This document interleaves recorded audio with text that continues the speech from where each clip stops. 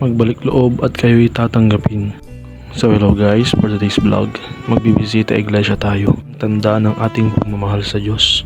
So yan guys, kasama natin ang ating pamangkin na si Charles at ang aking mahal. Na muna ay nakimisa kami sa aming simbahan.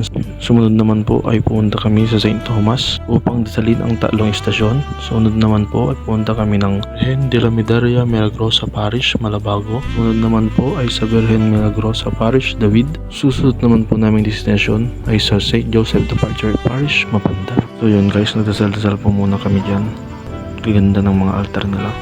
Yan po, papunta na po kami sa may Manawag dyan. Pagkaan lang po sa pakiramdam na nagsasakripisyo ka. Po, nakita ko na po ang napakagandang Manawag, Our Lady of Manawag. Yan po, ang daming tao guys, oh. Daming nagsasakripisyo, ang daming nakakatuwa lang na ang daming nananampalataya. Nakapasok po kami, nakita ko po ang aking ina, ang Manawag. So yun guys, nakalabas na po kami dito at pauwi na rin po kami.